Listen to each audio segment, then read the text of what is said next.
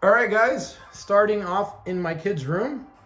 I'm gonna try to go as fast as possible. It's gonna be a long video. So my kids ended up getting the Switch tabletop moved in their room from whenever I had everything in one big room, with the pinball machines and everything. And so I've done quite a few upgrades to this kiosk that you probably won't even know unless I tell you about them. So let's go ahead and cover them because there's a lot of differences that have happened. So first of all, the cabinet's different. This is a cabinet that I got recently from that other Switch video that I sold with the original cabinet. So I ended up putting the cabinet I had on this one on that one when I sold it. This cabinet, I like it more just because it covers the hole all the way over here. Doesn't leave a gap at all. And the hooks are built into the actual siding. Everything else pretty much is the same. How it mounts up and everything on the Switch. There's holes on the sides. So everything matches up exactly the same. The only slight difference is there's a bracket also on the bottom of the cabinet, a brace that goes from side to side that does it. And so it kind of gives it a lot more sturdiness. So this is an updated version to the original. It doesn't move as much, so it's a lot more sturdy. And so I like that about this thing. Now, we primarily use it for right now for the kids. So if they play some games, all the controllers, some consoles and stuff are just down there. So if they don't want to play, they can just grab it. Power supplies, whatever. So that's pretty much what we're using this for, storage for the games and stuff. I just have it on the Pi. I love this Pi thing, and it can play a bunch of different videos. I've got a sound bar up there, and then I've got the subwoofer there. So this thing is really, really nice. Other upgrades I've done is, I put the Pro Controller upgrade and then the OLED dock upgrade. So I've got the brackets and the covers and everything upgraded on this thing. Even on the OLED, they updated the bracket. So they added the holes down here so you can attach the dock to it and lock it in place. So this is different from the original Switch kiosk bracket. If you're wondering why these are 3D printed, it's because my kids might break the originals. So I still got a toddler and he might want to grab onto this. So if this breaks, I'm not too worried about it. I do have the controllers as well, the wired ones, but I just don't have them hooked up because I'm worried my kids might rip one of the brackets. It happened once already, so I don't want that to happen again. What else have I done? Oh yeah, the last thing I did is I upgraded the TV. So Nintendo, when they first came out with these Switches, they came out with Series 6 TVs. I can show you here, Series 6 TVs. Well, Samsung came out with newer revision Series 7 40-inch TVs, and while they had a problem, they wouldn't fit on the kiosk. So Nintendo had to redevelop a different bracket for this Series 7 TV. And so you can see there that the holes for the bracket are a lot higher up on there. And you can see what they had to do. They had to make the bracket slightly taller, but then instead of making a hole, they made slots so you can slide the TV up and down and adjust it to the right height. So they had to come out with an updated bracket that I got from one of my Switch kiosks a while back. So I've updated both of my tabletops with that bracket so that I can have the Series 7 TVs on this thing.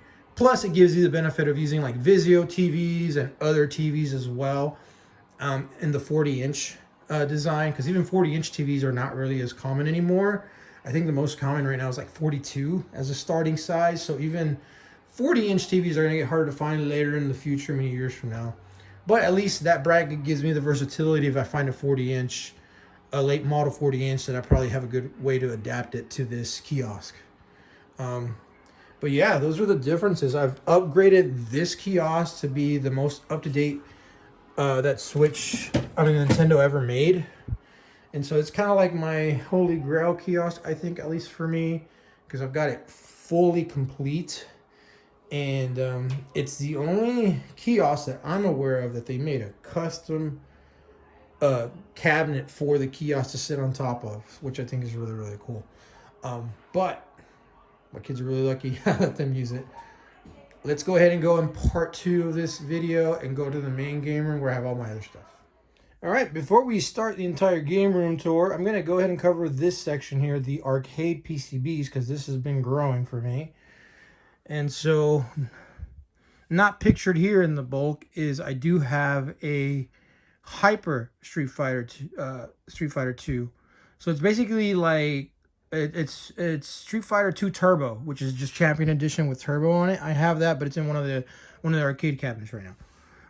Excluding that one, which I have others here. So I ended up getting 2 Namco Tekken 3 arcade cabinets. I ended up keeping the PCBs. They both work fine, so I've had 0 issues with them, but I've got them here. And then I've got a Rival Schools PCB that I got whenever I bought the Astro City 2 from Steve Wright over there, Mr. Rightway. So I still have that. And I also got the black all-in-one CPS2 hardware for Street Fighter Alpha 3, not 03. I know in Japan it's called 0, but it's Alpha in the States. And I have infinite keyed it, so it no longer has a battery in it, so it can't suicide itself and explode and damage the PCB. So I've already done that to this one. And same thing, I picked up that big blue cabinet, and it came already with Super Street Fighter 2, the USA version, hence the blue shell here. I have also infinite keyed that one, so that one cannot die via battery suicide. And then I also got that X-Men versus Street Fighter from Steve a while back, and that has also been infinite keyed, so it cannot die due to that. And then I also picked up that 4 slot in one of my arcade projects, and so I ended up keeping that 4 slots, and it works great, 0 issues. And then I went to the Houston Arcade Expo, and I picked up this parts only NBA Jam. I figured if I can't make it work, it has a lot of the ROMs and stuff, so it's a good parts board for if I ever find NBA Jam to restore. I got parts, or I can fix it up.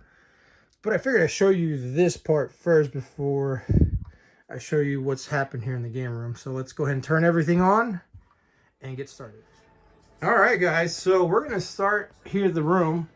It hasn't changed much, but I'll show you the changes as they come across. If you want to see last year's video, you can just see last year's video where I cover a lot of this stuff. I've updated here. I ended up putting the Legend of Zelda Tears of the Kingdom sign there. It's been there for quite a while. I still have my Xbox 360 and my PlayStation Neon. Those aren't going anywhere. And then I just kind of add signage wherever I want. So I've got a Tekken 3 sign there for now. And then I ended up finding this big banner on eBay for Mario RPG that I like. So I ended up just sticking it on there with magnets. So I've got magnets on here just holding it in place, because it's just one big piece of metal here, right? So better to give it a little decoration there to make it look good. And then we're going to work our way here to the next wall. I still got my Xenoblade Chronicles X 11x17, which finally is coming out for the Switch, thankfully. My Mario 3DS Lenticular, I really like that one because lenticulars are pretty rare. My World Championships 2017 posters. I still got my Super Nintendo Super Mario World sign, vacuum form, double-sided. And then I still have it, and I saw the one that I remember I got this signed by Charles Martinet. There were some people in the kiosk community that were upset that I got it signed, but I don't care. It's my sign. I decide what I want to do with it. If it loses value, I don't care. You know, I want to have something signed by him, and I figured that was pretty cool. Still got some other stuff here. Majora's Mask, and then I really like the Super Nintendo because it has a lot of the Super Nintendo artwork on it. Whenever they did the mini. Pokemon World Championships, I still love that sign. Still have it there. It's not going anywhere until I move and build another game room. My 2015 World Championship poster from when I was at the from when the event happened here in my city, so I luckily got that. Cool update I have is now I have all 3 variants of these shelf talkers, I think is what they're called. So I got this from Brandon, famous Brandon that ships all the kiosks and stuff to a lot of people in the community, Retro Rick, and a lot of people before. So I've known him for years now. He shipped a lot of my Nintendo kiosks, surprisingly. But I got this one this year in a trade with Twisted Chris from Twisted Gaming TV. And then I ended up getting this one from Brandon. So I finally completed the set. So there's 3 variants. This is the first variant. Second variant, when N64, oh no, second variant I think is this one when we have Nintendo. And it's just like a sticker. It's a vacuum form sticker that went over the World of that they put on there. And the final one is the N64 where they put an entire faceplate over it. So if you take off that faceplate, it's going to show the World of Nintendo. So they're all ending up to be that one, but still. And then when I got it from Brandon, it was really, really dirty. Very dirty, but I used some plastic conditioner and cleaned it up. And now it's all shiny again, so glad to have all three variants there. Got some old school watches. I got these from a guy here locally that does a lot of selling at one of the, I think one of the Retropaloozas like 2 years ago. I got them from him, so I still got those. I still got one of the GameStop display cases. I ended up selling the other one because I couldn't have two. So my handhelds haven't changed much.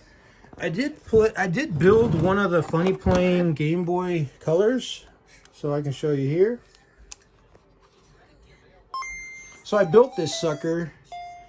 Very easy to build, not difficult at all, and it's great. It's great, but if you look at it head on, you can tell that the screen is kind of tilted to the left a little bit. It's kind of like rotated a little bit to the left. So if you want it to be kind of straight, you gotta go like that. So Funny Playing, I guess with some of them, they didn't fuse the LCD properly, and it's kind of a little bit tilted. But you can kind of see here, like here on this corner, to the corner of the Game Boy and the screen, it's a little bit narrower, and here's a little bit wider. It's very minimal, but regardless, doesn't really affect gameplay. Just if you kind of like OCD, it might affect you. But yeah, really good little product that Funny Play did for a lot of people. FPGA is a great solution for dying hardware, so I'm always for that. And then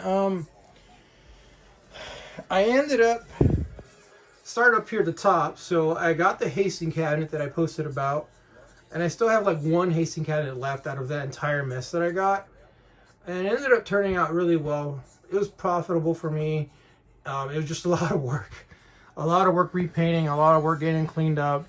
And then, but it turned out really well. People in the community bought them for me, and I only have one left. But I ended up putting a PlayStation 4 kiosk TV on it, one of these Sony Bravia TVs. These are commercial TVs, so they're pretty cool. You can kind of see here how I did it. I put a bracket from corner to corner and bolted it all up and MacGyvered it. And I put the bracket from the kiosk on there and everything, so it kind of like goes in and out very well. I just need to connect the, I haven't connected one of these Bose TVs to kind of give it a better sound, so I'll work that out later. But worked out really, really cool. Looks really, really nice.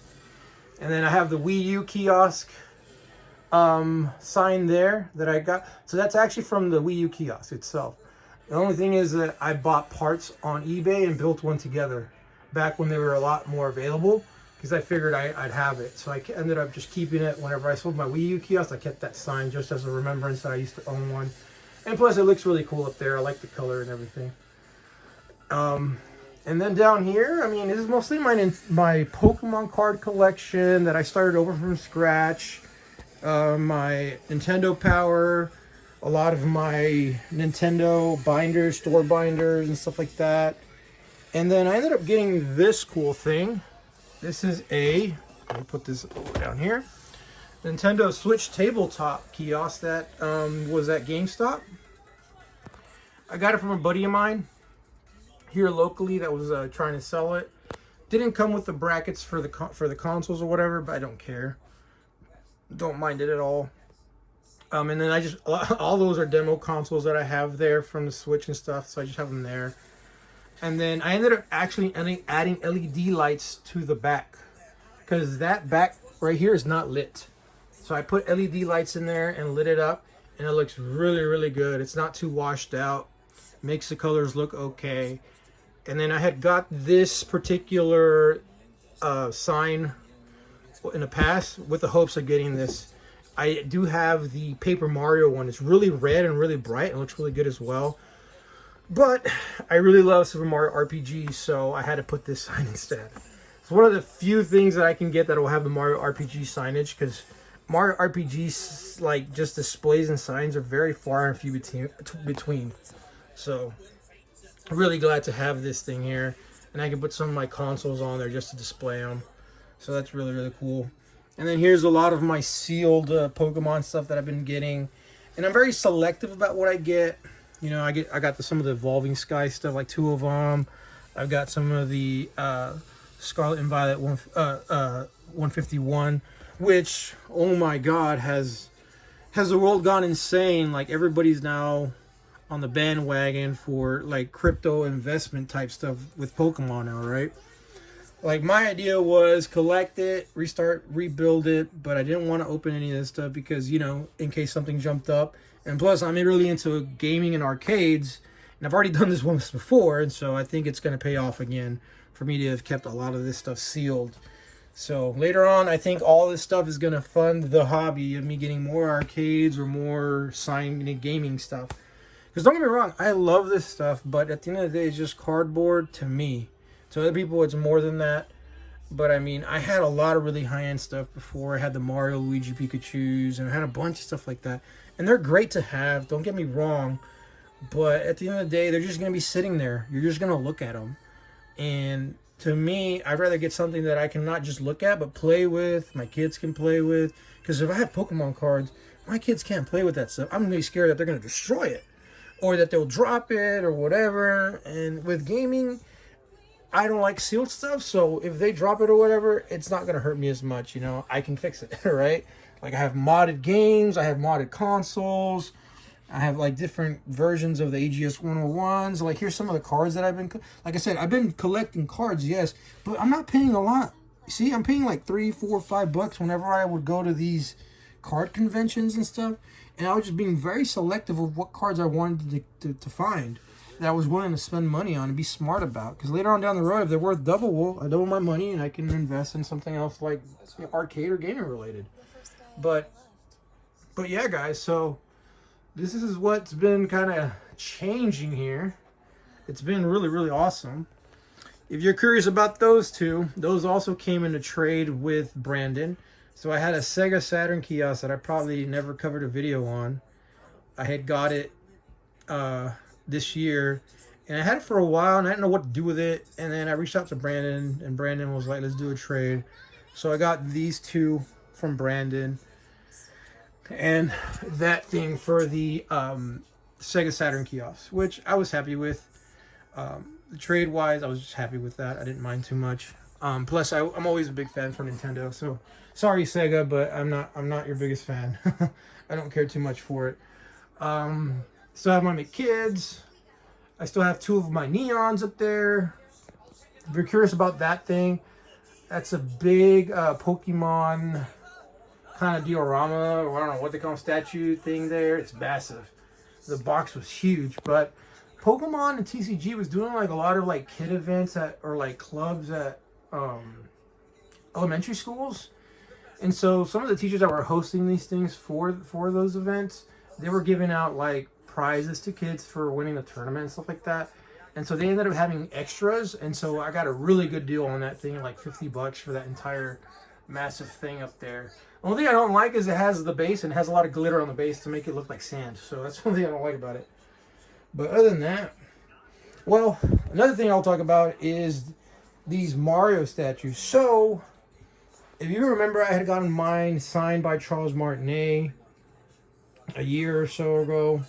Well, I ended up selling that one to fund arcades that I was trying to get. And not even 2 or 3 weeks after that, I ended up getting 2 more Pole Marios in a deal. So, when it rains, it pours, I guess. So, now I got 2 of them. And I think I'm going to get rid of one. I would love to keep both, but I can't. So, I'm probably going to get rid of one of these. They're in, like, amazing shape. Really, really cool shape. So, I'm probably going to get rid of one of them, but I've got 2 of them now. Another real cool pickup for last year was the World Nintendo Neon that I picked up. Thing's been awesome, really good. It's been working. Let's hope it never fails. That'd be a very expensive sign to fix. And then if we work our way down here, none of this really has changed from my previous year. I've kind of kept everything kind of around the same spot. My Neo Geo games that I've been kind of collecting. And then there's all of my arcade PCBs that I showed you before. I showed you the entire game room. And then down here is my Super Bright that I got from Chris over at Twisted Gaming during the trade for all the arcades. So I've got 3 of them. But yeah, so that hasn't changed too much. And then, of course, here, this hasn't changed too much. I did end up adding the Link Between Worlds standee here, the little mini standee. I worked out a trade with a guy, I think he has a YouTube actually, or he might have a YouTube. But I ended up getting that Scorpion Mortal Kombat standee that I showed in one of my earlier videos last year. And so he's a big Mortal Kombat fan. So we ended up doing a trade where he gave me some cash. I got that. I got this Yoshi banner that I still have not displayed. So yeah, I keep adding stuff to the game room. And then I still got this cabinet here with this Switch tabletop that's fully complete as well. You just can't see it, but you look down there, it's fully complete. I just don't put it all together. But this version, I just have it set up as the original Switch, not the OLED version. So it's going to keep everything from the original Switch. So that way I have both variants. I did upgrade a soundbar, so I've got a 550 soundbar up here. One of the liquidation sales, I got a bunch of these Bose products, and so I ended up keeping one for myself to have a really nice Bose soundbar up there to kind of tie in this kiosk. And of course, I still got my Japan Jumping Mario. So this guy is from, there was a kids toy ride, a Bon Presto kids toy ride. And it had like a Yoshi and the Mario would kind of have like, it would go up and down while you were riding this kid's toy or whatever. And so I just stuck it on a PVC pipe pole and stuck it up there. I still got to design some kind of thing, like, I don't know if I'm going to put a castle or a block at the bottom to kind of tie it all in for the jump. I'll figure it out. And then I still got, like I said, I got 2 of these Mario statues. And then I have these Bose glass things that I had for a while. And so I took them all apart because they were taking up too much space. But now I'm going to use them to put some games in there. So I got some of my 3DS stuff in there for now. A lot of my big box Pokemon stuff. So that's what I'm using them for now. And then, of course, I've still got my Walmart cabinets. This is like one of my favorite things that I got 2 years ago from that closing Walmart that I've just enjoyed and decked out as best I can. One thing that I've really done to this thing was just keep all my games in order, although my son kind of comes in here and grabs different games. My oldest son is 15, but he's really gotten to enjoy a lot of like my 3DS and DS games, so he's kind of finding out that you don't need the best hardware to play some of the best games ever, so he's having a lot of fun with that. You can see here I've kind of been adding a lot of little signage stuff here and there to kind of really make this be a store cabinet. I really want to bring that vibe that you're going to the store. So that's kind of what I always want to tie in, because the store is dying. I mean, at least the electronic gaming stores are dying. I mean, only if you go to like a retro store will you have that somewhat of that feel. But if you're going to Walmart, Target, Best Buy, the video game sections are just getting smaller and more bare. And I was watching Pixel Gaming Squad or whatever they're called. I keep forgetting their name. And they were kind of going over that too. And I mean, that's what I want to preserve, at least a little piece of it for myself. Because what I grew up with and what my kids won't be able to enjoy. My oldest 15-year-old did get to enjoy a little bit of it. He got to be around Toys R Us. And, you know, when he was little, he got to see a lot of that really cool stuff. But like this nowadays, good luck finding that. It's really hard. But regardless, I did end up taking off one of the toppers here because I had a link over here. And then I ended up putting that Hastings topper over here and putting this Nintendo logo over it, just to kind of have space, because I couldn't have this topper just sitting outside here. So I put it up there and I stored that other stuff away. So I had to figure out something to do, right? And so I ended up putting that brand new Hastings topper on it. And then I used all the way up there to store stuff because I don't have space anymore, guys. And then that ties in the entire game room. I mean, this is the entire thing that I have now as far as the game room is concerned. At least the gaming section, not the arcade section, which I'll cover in another video. So it's going to have to be a multi-parter. But that's pretty much the entire gaming room here for now. Very little subtle changes have happened. If you're wondering why there's a bed here, well, I have guests staying for an extended period of time. So I guess the only place I could give him was here. So he gets to sleep and have Mario stare at him at night. But let's see what happens this year. I still keep finding things. And I still want to fund my arcade hobby, so, and this really isn't going to change as much anymore. Maybe just find that really rare thing that I want. Like I said, there's not much stuff that I want anymore, so I'm very, very, very picky now about what I want. But that's the Game Room Tour Part 1. The next 2 parts are going to be more arcade related, so hope you guys have a good one, and peace.